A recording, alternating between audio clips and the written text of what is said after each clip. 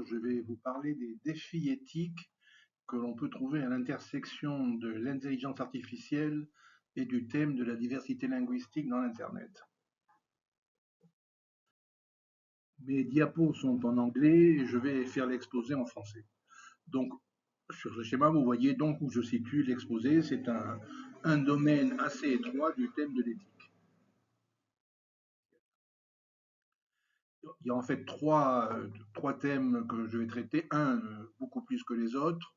La confusion malheureusement trop souvent faite entre traduction, interprétation et intercompréhension linguistique, ce sont deux concepts proches bien entendu, mais quand même très différents, et la confusion touche à des questions éthiques.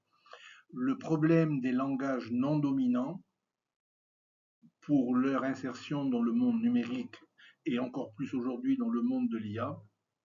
Et un dernier thème que je vais juste aborder superficiellement, le futur professionnel des traducteurs et des interprètes par rapport à ce que l'intelligence artificielle bouscule leur profession. Donc je parle maintenant de l'intercompréhension linguistique. Qu'est-ce que c'est l'intercompréhension linguistique? C'est un moyen approximatif qu'ont des personnes de langues différentes avec des outils d'aider à la compréhension mutuelle. Ce qui n'est pas la même chose que la traduction ou l'interprétation pour lesquelles un concept de fidélité maximum à la source est observé. Ce n'est pas le cas dans l'intercompréhension. Il suffit que l'on ait des, entre guillemets, mauvaises traductions pour permettre l'intercompréhension ou des interprétations pas forcément professionnelles. Malheureusement, il y a souvent de la confusion, c'est-à-dire que certains outils ou certains contextes offrent de l'intercompréhension et les gens l'interprètent comme de la traduction, et là, le malentendu est parfois tragique. Je parle en connaissance de cause, c'est un sujet pour lequel nous avons été pionniers dans notre ONG. Il y a 15-20 ans, on avait déjà commencé à utiliser des outils informatiques pour aider à l'intercompréhension dans des discussions sur Internet, dans des listes de discussion, dans des communautés virtuelles. Et il y avait toujours des gens qui disaient mais c'est dégueulasse, c'est pas bon, c'est vraiment horrible. Et on disait attention, ce ne sont pas des traductions, ce ne sont pas des traductions. C'est juste de l'aide. Si vous voulez bien comprendre, il faut lire la source. Et donc, il y a quelque chose qu'il ne faut pas confondre. On peut avoir des outils qui sont d'une tellement mauvaise qualité qu'ils sont inutiles, voire dangereux, d'autres dont la qualité n'est pas suffisante pour être qualifiée de traduction ou d'interprétation professionnelle, mais qu'il reste cependant des aides à la traduction. Et aujourd'hui, il y a des outils qui sont au niveau professionnel suffisant pour mériter le nom de traduction ou d'interprétation. La question, c'est qu'aujourd'hui, on a de plus en plus d'outils grâce à l'IA qui offrent des services. Mais il ne faut pas se confondre. Si cette présentation, je la mets sur YouTube, et que quelqu'un en Chine demande à YouTube de l'écouter, mais avec des sous-titres en chinois, ce n'est pas de la traduction, la qualité n'est pas suffisante, mais ça va l'aider quand même à comprendre ce dont il s'agit. Intercompréhension. Je passe au deuxième thème le plus nourri. L'Internet est aujourd'hui et désormais l'espace le plus multilingue jamais construit.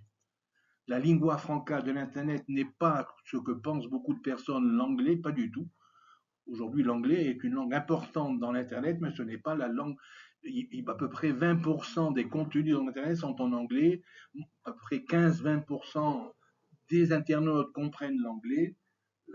Ce n'est pas la lingua franca. La lingua franca, c'est la traduction assistée par les outils de l'intelligence que je préfère appeler augmentée qu'artificielle. Il y a une véritable révolution dans le domaine de la traduction et l'interprétation. Il y a un changement de paradigme en cours qui est assez extraordinaire, dans lequel on va progressivement passer d'outils d'aide à l'intercompréhension à des outils de traduction assistés par l'IA. Ça va prendre du temps pour toutes les langues. Pour certaines langues, on est déjà très proche, mais pas pour tous les couples de langue. Cependant, reste la question des langues minoritaires, et ce que je vais vous montrer maintenant, c'est que les langues minoritaires, c'est 95% des langues, mais ça ne représente que 5% des êtres humains, ce qui pose des questions absolument terribles. En tout cas, aujourd'hui, on peut prendre un document et avoir des outils d'aide à la traduction qui conservent le format de tous les tableaux, de tous les graphiques. Bientôt, on pourra faire même la même chose sur les images. On peut faire des outils web multilingues avec des aides à la traduction intégrées à l'édition des sites web. On peut mettre dans des sites web un petit, c'est très peu coûteux, un petit bouton qui permet une traduction automatique des sites dans 250 langues, mais une fois de plus, ce n'est pas de la traduction, c'est de l'aide à l'intercompréhension. On peut mettre des sous-titres, comme j'ai montré dans mon exemple, dans des YouTube dans 250 langues, et dans le futur, on pourra imaginer des réunions comme celle-là où chacun parle et écoute dans sa langue maternelle. Cependant, il y a un problème pour les langues autochtones en particulier et pour les langues minoritaires, alors que ça devrait être un droit, le droit de participer à la vie numérique. Mais il y a une équation économique paradoxale que je vais vous montrer maintenant sur ces courbes.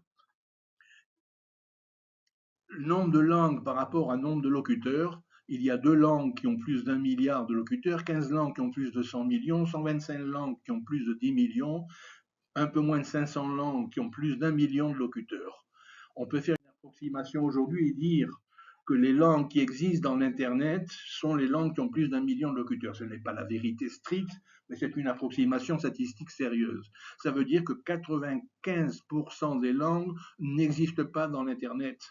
Et le fait que ça ne représente que 5% des êtres humains pose des problèmes économiques très compliqués. Regardons maintenant les niveaux d'intégration des langues dans le monde numérique. La première chose, il doit y avoir à peu près 750 langues qui ont une première existence numérique, c'est-à-dire elles sont codifiables grâce à Unicode dans l'Internet. 750, c'est 10% des langues existantes. Combien de ces langues ont un support technologique suffisant, c'est-à-dire qu'on peut avoir de la traduction entre cette langue et une autre? 250 à peu près. Combien de ces langues ont des contenus? Wikipédia, par exemple, qui est probablement l'application la plus multilingue de l'Internet, recouvre 343 langues. Combien de ces contenus sont découvrables? Un concept très important promu par les Québécois. Découvrage, ça veut dire que vous existez dans l'Internet, il y a des contenus, mais les moteurs de recherche ou les plateformes numériques, s'il s'agit de contenus culturels, ne vous servent pas. Vos contenus n'apparaissent jamais dans les résultats. Vous n'êtes pas découvrable. Une centaine de langues sont peut-être aujourd'hui découvrables. Combien de langues ont un corpus suffisamment étoffé pour pouvoir exister dans l'intelligence artificielle? Une cinquantaine. Combien de langues existent, ont des modèles de langue? Une vingtaine. Voilà où on en est aujourd'hui. Donc la taille compte énormément dans ce contexte. Je termine et je conclus sur le thème de la profession de traducteur et d'interprète qui doit faire face à cette révolution de l'intelligence artificielle.